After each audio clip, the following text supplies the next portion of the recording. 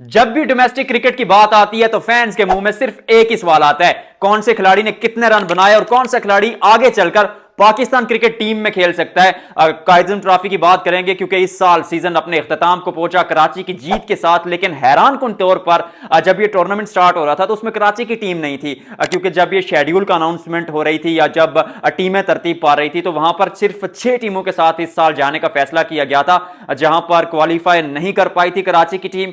फिर ऐसा होता है कि पाकिस्तान क्रिकेट बोर्ड फैसला करता है कि दो टीमें जो है वो हनीफ मोहम्मद ट्रॉफी, जिसको हम प्रेसिडेंट कप भी कहते हैं, उस टूर्नामेंट की जो टॉप दो टीमें होंगी वो क्वालिफाई करेंगी काइजन ट्रॉफी में। अब वहां से भी कराची की टीम नहीं पहुंच पाई। मीडिया ने वावेला खड़ा कर दिया कि सबसे कामयाब टीम, सबसे ज्यादा जिस टीम ने टाइटल जीते हैं वो कराची की टीम है, लेकिन इस साल आपने कराची की टीम रखी नहीं। फिर बैकडोर डिप्लोमेसी होती है, पाकिस्तान क्रिकेट बोर्ड अचानक फैसला करता है कि 10 टीमों के साथ इस टूर्नामेंट में जाया जाएगा। कराची की टीम और मुल्तान की टीमें शामिल होती हैं। पहला सीजन, पहला जो हाफ रहता है इस टूर्नामेंट का, कराची का एवरेज जाता है, एक दो मुकाबले जीतते हैं, ज्यादातर मुकाबले ड्रॉ जाते हैं, एक हार भी जाते हैं। फिर अचानक ऐसा होता है कि कराची की टीम परफॉर्मेंस में वो तूल पकड़ती है, टूर्नामेंट जीत जाती है। उस पर चर्चा करेंगे और उसके साथ साथ बात करेंगे कि जो बैटर्स हैं, किसने सबसे ज्यादा रन बनाए, किसने सबसे ज्यादा विकेटें ली और कौन सा खिलाड़ी है जो पाकिस्तान टीम खेलने के लिए यानी पाकिस्तान टीम को रिप्रेजेंट करने के लिए तैयार है। इस पर बात की जाएगी, लेकिन जो हेडलाइन आपके लिए मैं लेके आया हूं, जो सबसे बड़ा मुद्दा है आज की बात का, वो ये है कि अगर आप बल्लेबाजों में देखें यानी बैटर्स में देखें तो टॉप 3 जो खिलाड़ी हैं उनकी उम्रें हैं 19 साल, 21 साल और 20 साल, यानी यंगस्टर्स ने, नए लड़कों ने रन बनाए। लेकिन विकेटों के मामले में अगर देखा जाए तो जो टॉप 3 खिलाड़ी हैं उनकी उम्रें हैं 38 साल, 36 साल, 30 साल, मतलब इस तरह की तो एज है उनकी। क्या वो पाकिस्तान आगे चलकर खेल पाएंगे, नहीं खेल पाएंगे, उस पर नजर डालेंगे। लेकिन सबसे पहले बैटर्स का मैं आपको बता देता हूं कि सबसे ज्यादा रन किसने बनाए। सबसे ऊपर नाम आता है साद बेग का, और साद बेग की अगर बात की जाए तो 10 मैचों में 1000 रन बनाए इस खिलाड़ी ने, 4 सेंचुरियां और 3 फिफ्टियां नाम के आगे हैं। अच्छा खिलाड़ी है, मुझे पर्सनली बहुत पसंद है क्योंकि टेम्परामेंट है। अब टेम्परामेंट ऐसा होता है कि आप पे डॉट बॉल्स खेल रहे होते हैं, आप पे प्रेशर बन रहा होता है, लेकिन आप कैरी करना चीजों को जानते हैं। तो फिर एक ऐसी चीज जो पाकिस्तान क्रिकेट में ओवर द ईयर्स हमने नहीं देखी। हमने ऐसे खिलाड़ी देखे जो आते ही बारी लेते हैं और तेज शॉट्स खेलने के चक्कर में आउट हो जाते हैं, और अगर रन नहीं बन रहा है तो फिर खुद अपनी विकेट थ्रो करके चले जाते हैं, चाहे वो साइम अयूब हूं, साहिबजादा फरहान हूं, इवन फखर जमान को भी किस हद तक आप उसी कैटेगरी में रखेंगे, उस्मान खान हूं, जो खिलाड़ी थे अच्छे दिखे शुरू पर, रन्स बनाए, पर जब रन्स नहीं बन रहे थे, डॉट बॉल्स हो रही थी, तो फिर आपने जो है ना वो जलती पे तेल का काम करके खुद आपने बड़े शॉट खेलने के चक्कर में विकेट थ्रो कर दी। पर जो यंगस्टर जिन्होंने रन्स बनाए उनमें यह चीज नहीं है। अब दूसरे नंबर पर जिस खिलाड़ी का नाम है वो मुझे पर्सनली बहुत पसंद है, शामिल हुसैन। उसकी वजह यह है कि बहुत तनकीद की गई कि भाई अपने अब्बू की यानी अपने फादर साहब की जो सिफारिश पर यहां पर पहुंचे, नेपोटिज्म की बातें हुई, लेकिन इस खिलाड़ी ने बल्ले से जवाब दिया। इस सीजन 9 मैचेस में 899 रन बनाए हैं, और टू बी वेरी ऑनेस्ट जो खेलने का तरीका है, लंबे बरकम कद से आते हैं और बड़े शॉट्स भी खेलते, चाहे डोमेस्टिक क्रिकेट हो, चाहे पाकिस्तान तो अब तक नहीं खेले, लेकिन जब मौका मिला था पीजीएल में बड़े लेवल की क्रिकेट थी, T20 हो, ओडीआई हो, टेस्ट हो, हर क्रिकेट में अटैकिंग क्रिकेट खेलना जानती है। और इस तरह के खिलाड़ी मुझे पर्सनली लगता है कि शायद इन दिनों नहीं पैदा होते। आप 3 डायमेंशनल खिलाड़ियों की तरफ देखते हैं जो तीनों फॉर्मेट्स खेलें, तो शामिल हुसैन उनमें मौजूद हैं। 3 सेंचुरी और 5 फिफ्टियां इस खिलाड़ी के नाम के आगे भी हैं। स्ट्राइक रेट 76 का है। डोमेस्टिक 4 डे यानी टेस्ट क्रिकेट में 76 के स्ट्राइक रेट से खेलता है ये खिलाड़ी, एकदम लाजवाब। और उसके अलावा बात की जाए तो तीसरे नंबर पर मौजूद हैं वहां पर शाहजेब खान। एक वक्त था जब अंडर 19 में खेलते थे तो आईसीसी इनके लिए वीडियोस ट्वीट करता था बाबर आजम के साथ कोलैज करके, यानी उस दर्जे का एक खिलाड़ी था। पर फिर रन्स नहीं बने और फिर डोमेस्टिक में चले गए, पाकिस्तान ने उनको अच्छे से लुक आफ्टर नहीं किया, लेकिन इस साल रन्स बनाए और रन्स भी क्या लाजवाब बनाए। 9 मैचेस में 838 रन 46 की एवरेज से।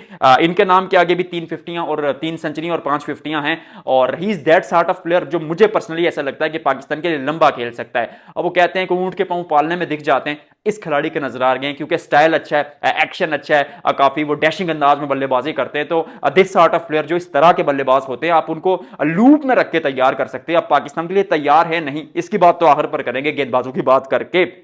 उसके बाद चौथे नंबर पर हैं साद खान। पोटेंशियल है, और साद खान जैसे जो खिलाड़ी होते हैं, जैसे मैंने जितना उनको देखा है, जितना मैं उनके बारे में जानता हूं, मुझे पर्सनली लगता है कि आपको समटाइम्स जो है ना वो टेक्निक के ऊपर पोटेंशियल प्रेफर करना पड़ता है, क्योंकि एट दी एंड जो चीज मैटर करती है वो रन्स मैटर करते हैं। आप जिस तरह से बनाए, जिस टेक्निक्स के साथ बनाए, अनऑर्थोडॉक्स में वे में बनाए, लेकिन रन बनाए। उन्होंने 9 मैचेस में 837 रन बनाए, 3 फिफ्टियां, 3 सेंचुरी इस खिलाड़ी के नाम के आगे, 68 का स्ट्राइक रेट और 59 की एवरेज इस खिलाड़ी के नाम के आगे। अब बहुत लंबा फ्यूचर है, रेड बॉल क्रिकेट में पाकिस्तान को सर्व कर सकते हैं। लेकिन मसला क्या होता है, पिछले साल हुरैरा थे, वो एक मुकाबला मिला, फिर मौका नहीं मिला। काशिफ अली को एक मैच पाकिस्तान टीम में मिला, फिर मौका नहीं मिला।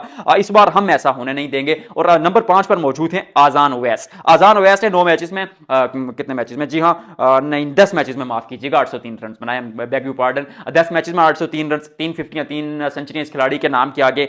एवरेज जो है वो 50 की है, 50 की एवरेज है, और 61 की जो है जो स्ट्राइक रेट है। स्ट्राइक रेट मैटर नहीं करता शायद 4डे क्रिकेट में उतना, लेकिन ये टॉप परफॉर्मर हैं। अब गेंदबाजों की अगर बात की जाए तो गेंदबाजों में सबसे ऊपर जिस खिलाड़ी का नाम है वो मौजूद है अली उस्मान। अब अली उस्मान ने 8 मैचेस में 48 विकेटें ली हैं। इनका जो एवरेज है 21 की एवरेज है। उस हिसाब से अगर देखा जाए तो स्टैट्स तो बहुत लाजवाब है, पर उम्र के इस हिस्से में है कि क्या पाकिस्तान के लिए खेल पाएंगे, we shall find out it. उसके बाद जो दूसरा नंबर है वो है साकिब खान का। साकिब खान ने 8 मैचेस में 47 विकेटें ली हैं 20 की एवरेज से, और 270 ओवर्स किए इस खिलाड़ी ने। अब साकिब खान जो सबसे यंगस्टर हैं इस लिस्ट में, उनकी उम्र है 30 साल। अच्छे बॉलर हैं, बहुत पिसे हैं डोमेस्टिक क्रिकेट में, पर क्या मौका मिला पाकिस्तान टीम में, मिलेगा, क्योंकि जहां नसीम शाह, सलमान मिर्जा, शाहीन शाह अफरीदी, हारिस रऊफ और इवन वसीम जूनियर को अब मौका नहीं मिल रहा, तो उस लिस्ट में क्या साकिब खान को मौका मिल पाएगा, उसकी भी बात करेंगे। उसके अलावा मोहम्मद अब्बास किसी तारुफ के मोहताज नहीं है। एक समय तो लोग चीखते चिल्लाते थे कि भाई अब्बास को आपने टीम में क्यों नहीं रखा। टैलेंट पोटेंशियल है अब्बास में। 7 मैचेस में 38 विकेटें ली हैं, इस साल एक दफा फिर सबसे कम एवरेज है, 15 की एवरेज से गेंदबाजी कर रहे हैं, और इकोनॉमी रेट भी वो 6 से नीचे हमेशा ही रहता है। तो अब्बास ने भी टॉप क्लास गेंदबाजी की। फिर मोहम्मद अली डेजी, पाकिस्तान के लिए मौका उस तरह मिला नहीं है, लेकिन जब बड़े लेवल पर मौका मिला तो परफॉर्म किया, चाहे वो मुल्तान सुल्तान्स के लिए हो या फिर आप डोमेस्टिक टेस्ट क्रिकेट में देखें। टेस्ट में हर पाकिस्तान के लिए उतना परफॉर्म नहीं कर पाए, लेकिन इस साल अच्छा परफॉर्म किया है। 9 मैचेस में 32 विकेटें ली हैं, 26 की एवरेज है, और बेस्ट जो है वो 5 फुट 25 है, 5 फुट 24 है। उसके बाद खालिद उस्मान है, एबटाबाद से इनका ताल्लुक है, और